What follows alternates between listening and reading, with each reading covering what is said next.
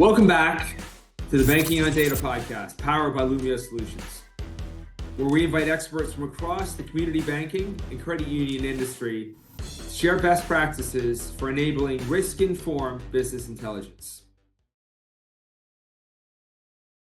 Welcome back to the show. I am very excited to have Cathy Jackson join us here again today. Cathy, thank you very much for being with us. My pleasure, Ed. Looking forward to the discussion.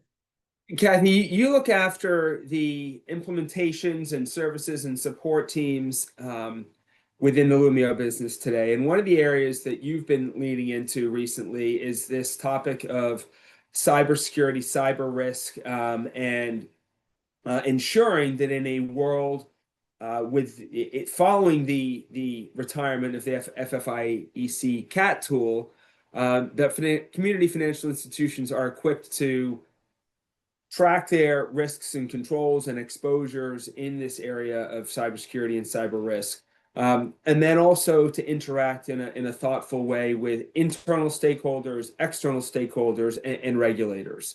So I'm hoping today we can drill into this a little bit, because I'm certain there are many community financial institutions out there that are thinking, how do I operate in this post FFIEC CAT tool world? So looking forward to diving into this here with you today. Great. And it is very top of mind with all of our clients, and I'm sure the banking community at large. So let's start. I know we've had a few episodes on this, but just recap for folks kind of where we stand in the market today from that kind of regulatory perspective, if you will. Right. Of course, the sunsetting of the CAT tool, I think that announcement was made in August of last year. And very important to note up front that the tool was sunsetted. That doesn't mean our clients can't continue to use it. It's certainly not something we're going to recommend. But we do want clients to know that they can certainly perform, one more assessment using that CAT tool. Get that under their belt and done, and then take a little bit more time to determine what tool will work best for them going forward. And so with the sunsetting of that tool, a number of tools, of course, have emerged and entered the market. And the difficulty is that it's no longer endorsed by any of the regulators. And so before, of course, the regulators leaned into the CAT tool. And so it was so easy. But now banks and credit unions are kind of on their own to determine what tool will be best for them. And it's such a critical area, with cyber risk. And so it's a heavy decision to make. So they do have a little bit more time to make that decision. Right. We went out and looked at various diagnostic tools out there in the marketplace, and worked with our friends at the Cyber Risk Institute to take their CRI risk assessment for their Profile 2.1, right, which is their interpretation of the NIST guidelines and framework there, and create a mechanism to pull some of that content into the Lumio Risk Suite. So can you talk a little bit about, regardless of kind of where folks are on this journey, as you said, at some point in time, they will need to be going through that risk assessment process. So when an institution goes through that process, how do you go from having completed that risk assessment to then bringing that into really a holistic picture of risk? Absolutely. And we started with bringing that into our enterprise risk management suite. And we believe that was the first place to place that, because in the operational category, that's an umbrella for so many things. It's an umbrella for TPRM. It's an umbrella for your normal deposit and loan ops. And it's an umbrella for your technology and your cyber and info security risk. And so we brought that in under the umbrella of operational risk. And the way we did that was we looked at the output of the assessment. When clients and others complete the assessment, they are going to have a score based on yes and no answers. And so it's very straightforward. And anyone who's used NIST will recognize the functional areas that will be scored. one of those being govern, how well are you governing that function? What's your oversight, your accountability, your policies? And so they're going to see a KRI about govern. They're going to see one called identify. And identify, of course, is exactly what it sounds like. The awareness of your threats and your vulnerabilities and your risk exposure. So there will be a KRI named identify. Protect is the next KRI that we created. And that function encompasses your safeguards, your controls, your technical and administrative and procedural aspects, right? Then you'll see one called detect, and that detect involves establishing and executing capabilities. So you can spot those anomalies, right? You can spot those cybersecurity events in a timely manner. It's about, monitoring, detecting, and awareness that something is happening there. The fifth one is called respond.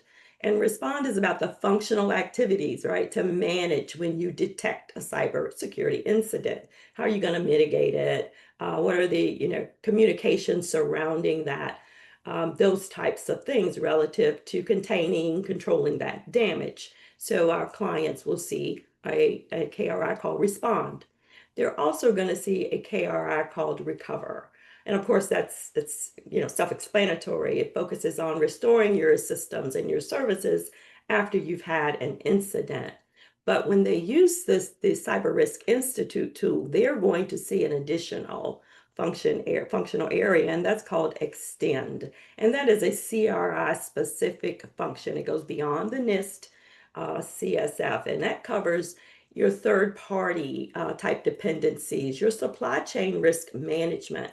We've called those things out for years in our info security and cybersecurity KRIs. And so I'm really pleased to see those there, because sometimes that's a forgotten aspect, right? The supply chain risk management, those things. So that's awesome and marries so well with what we do here. And so, as I said, they're going to have an opportunity to enter their results from those 7 functional areas into one place. Now, we've set up indicators in the operational space, as I said, but of course, our clients put in data inputs and they can determine where they want those KRIs to live, right? We're going to have them natively in operational, but if clients, and we're starting to see this more often, if they pull out a category about technology and cyber risk, they're pulling that out as a category, they can have them live there. They can have them live wherever they want to, but we're going to offer the ease of entering the results, the 7 results, and having them live wherever our clients choose to have them live. Now, we have included benchmarks, and I always say when we mention benchmarks, they are our best estimate based on research, conversations with the folks at CRI, but our clients always need to evaluate those benchmarks to make sure they are in alignment with what they believe. Because saying Lumio said so is not going to be a defense when your examiners ask you about your particular environment and how you scored that. And so we've covered those 7 functional areas. We've suggested that they live in operational, but our tool gives them the flexibility to have it live wherever it makes sense there at the bank. And we have some suggested guidelines for some benchmarks to determine the impact that each of those areas are going to have on the overall, posture of the client's cyber risk. All right, Cathy, I missed the first KRI that you area that you mentioned there. Before identify, what was the first one? The first one is govern. Okay, govern. Key, All right, so you got to govern it. Absolutely. All right, so I'm gonna try and repeat that back to you. Number 1, right, looking at this holistically, right, and that's the core principle, right, of enterprise risk management is taking a holistic picture. So you have to do the deep dive into the cyber risk area, but then looking at it in the context of your overall risk program and your overall risk profile. So conducting the diagnostic there using the profile 2.1 from Cyber Risk Institute, which any community financial institution can get by going to cyberriskinstitute.org. It's available there on their website. Complete that. get your outcomes. We then give folks a place to put that within this operational category. So look, whether you're using the Lumio Risk Suite or whether you're using a spreadsheet, right? Again, let's be agnostic here. The point is, you still need to look at this holistically. The umbrella category that we use is operational, and then within there's 7 KRI areas: govern, identify, number 3 protect, number 4 detect, number 5 respond, number 6 recover, and number 7 extend. And that's the one going. The last one there is going beyond that NIST framework. And then once you get those values populated, having a suitable benchmark against which to compare your performance, right? And so you might have a recommended benchmark, but then making sure that is applicable and relevant for you as a financial institution is something that's important for you as a CFI to take ownership of. Yep, that's a great recap. All right, I'm going to ask you perhaps 1 or 2 other questions here.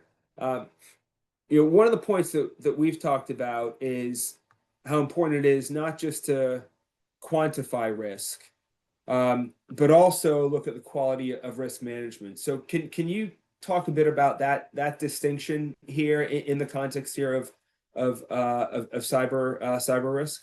Absolutely. We are going to recommend that all of these live in the quality of risk management section and be considered, because they are, in fact, assessing your controls. How well are you identifying, mitigating, controlling, and governing risk? And so those are controls. And for our way of thinking, controls live in that section. You're going to certainly at some point, and I know that CRI is going forward with a maturity framework. And so your level of maturity will likely live in your quantity of risk area, right? And then how well are you controlling that? What are you doing about that? And that is where these 7 areas will then come into play. They're going to come into play to say, how well are your controls, in fact, impacting? And so they're going to be in the quality of risk management section. Great. That's a helpful and a good reminder of folks to understand the distinction between the quality of risk management and then the quantitative aspect. Last question I think for you here. I mentioned starting out in Excel. If that's where people are on their risk management journey, that is certainly far better than not getting started on this. Perhaps just a word or 2 on the benefits of moving beyond Excel into whatever tool set that might be for a financial institution. Absolutely. The benefits of moving beyond allow you to, again, and we wear this out, but it's just the truth, that holistic look and the importance of aggregating that risk view. So, and I think whenever you have something in spreadsheets, it's going to tend to be a bit siloed. It's going to, again, lose the qualitative, our judgment, our commentary. It can be difficult to capture those things, and numbers just simply will never tell the whole story. And so it's just, spreadsheets have their place. This tool is in a spreadsheet, but it's just assessing in the spreadsheet, right? It's not drawing conclusions. It's not circling back to what is this all about, which is risk management at the enterprise level. And so, again, spreadsheets, they're a great starting place. But to really have a true understanding of risk at an institution, you simply have to bring that all together and put it in context, first within the area and then within the overall picture. And I don't believe a spreadsheet can do that for you. Right. The concept there of improving visibility, right, and management decision making, and make sure this is at the fingertips, democratizing, if you will, the access to that information, analytics, and insights. Absolutely. You've got to marry your risk to your metrics. And again, that can be so difficult when you're simply using a spreadsheet. All right, Cathy. Well, I think that you've hopefully given folks some really valuable ideas and content here to think about. I'm going to go back one more time and just recap the the cyber risk piece specifically, because I think that this whole idea of is really important for folks to have a playbook here of completing a diagnostic, right? We've talked about the Cyber Risk Institute, which is again cyberriskinstitute.org's website, their profile 2.1, taking the outcomes of that, putting it into a broader holistic enterprise risk management picture. We've used the operational category as a landing spot.